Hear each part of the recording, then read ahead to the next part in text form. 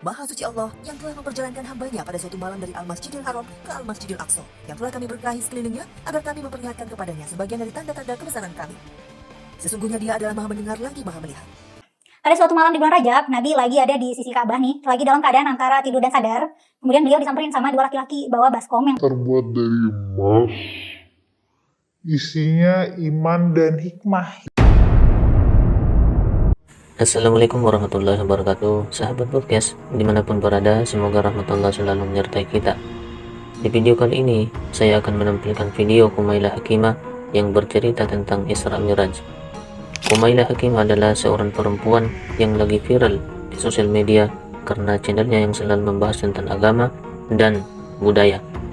Oleh karena itu, sahabat podcast penasaran? Mari simak videonya lebih lanjut. episode kali ini aku pengen cerita peristiwa Isra Miraj nih. Detail cerita perjalanan Isra Miraj itu ada di riwayat-riwayat Nabi. Kalau di Quran cuma satu ayat itu tadi, Al-Isra ayat 1 tadi. Kisah yang panjangnya ada di Sahih Bukhari kitab permulaan penciptaan makhluk, bab tentang malaikat, dan ada juga di hadis Sahih Muslim nomor 234 kitab iman bab Isra. Kalau di syarah Muslim ada di nomor 162. Nah itu panjang banget, jadi kalau ditaruh di layar, riwayatnya kepanjangan dan kelamaan juga aku bacanya nanti. Kalau aku tampilin di layar bakalan kepenuhan. Jadi kalau mau cek sumber langsung bisa buka Sahih Muslim dan Sahih Bukhari ya.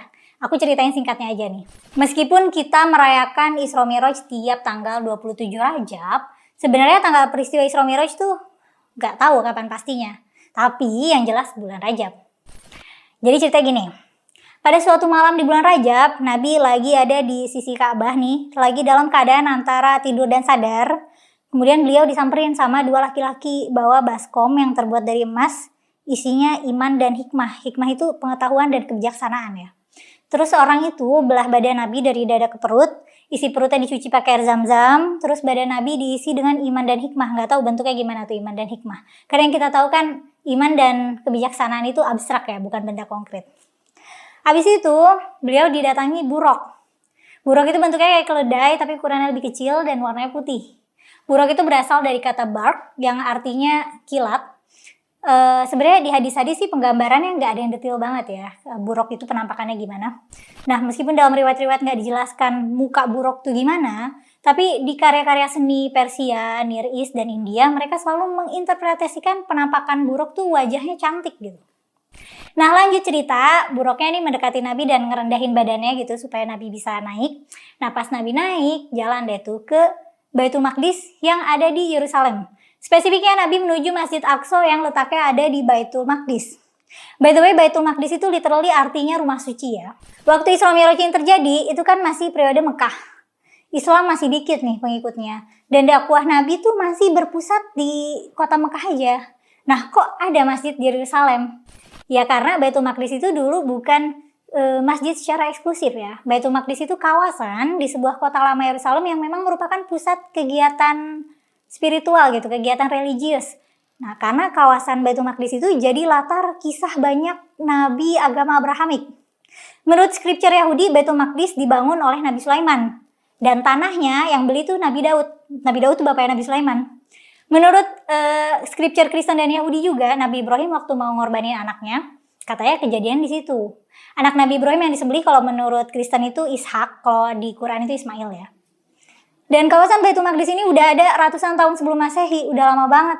Udah berapa kali direnovasi, dihancurin, dibangun ulang. Jadi Baitul Maqdis itu emang pusat kegiatan spiritual lintas agama, tapi ya karena lintas agama jadi rentan konflik juga. Dari zaman Bani Israel, Babilonia sampai sekarang itu tempat pusat spiritual / pusat konflik. Waktu Isra Miraj ini terjadi, kiblat arah sholat masih menghadap Baitul Maqdis.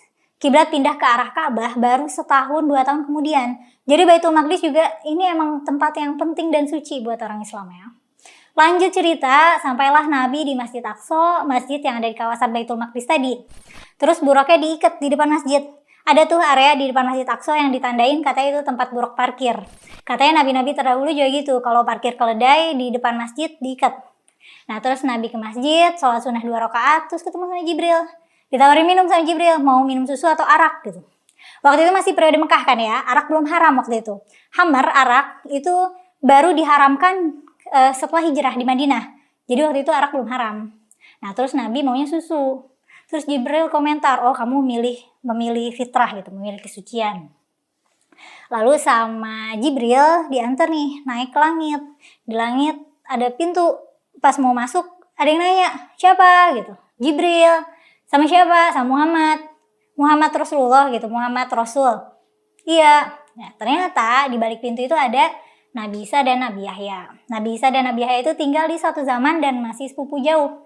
Nah terus Nabi naik lagi ke atas, ada pintu lagi, ketemu Nabi Yusuf, naik lagi pintu lagi, ketemu Nabi Idris, terus ketemu Nabi Musa, terus ketemu Nabi Ibrahim. Ternyata nabi-nabi ini pada ada di langit. Dan banyak malaikat juga. Ada 70.000 malaikat di sana. Nggak tahu itu gimana ngitungnya, nggak ada sensus malaikat di langit kayaknya. Pas sampai di langit ketujuh, ternyata di sana bentuknya tuh kayak kubah.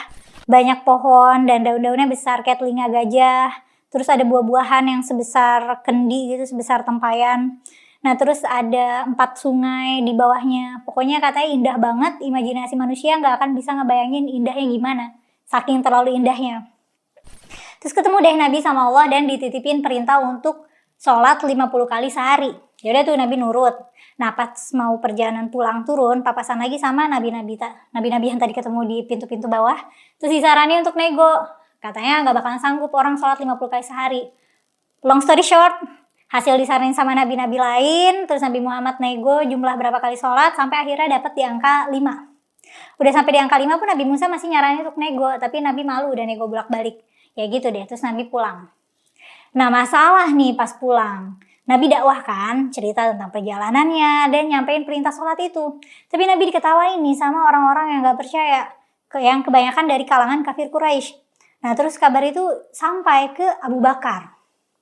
Nah Abu Bakar itu tokoh senior, tokoh masyarakat yang dihormati lah ya. Nah pas kabarnya sampai di Abu Bakar menyatakan ke publik kalau dia tuh percaya sama peristiwa Isra Mi'raj ini. Nah terus yang lain juga jadi terinspirasi deh, wah Abu Bakar aja percaya gitu. Ya udah terus habis itu orang-orang nggak mempertanyakan lagi. Nah kalau soal peristiwa Isra Mi'raj itu beneran terjadi atau enggak, ya aku atau siapapun gak bisa buktiin dan gak akan bisa buktiin. Tapi ada nih beberapa ulama yang merasionalisasi dengan penjelasan kalau Isra Mi'raj itu cuma kejadiannya secara ruh aja. Jadi jiwa Nabi aja nih yang traveling ke langit.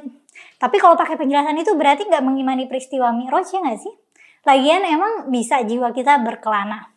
Nanti aku akan bikin episode tentang ruh dan tubuh ya. Kalau diceramah di masjid-masjid pas hari Isra Mi'raj sih biasanya dikasih tahu kalau perayaan Isra Mi'raj itu untuk memperingati turunnya perintah sholat. Ya karena sholat kan bagian disiplin yang penting ya buat orang Islam.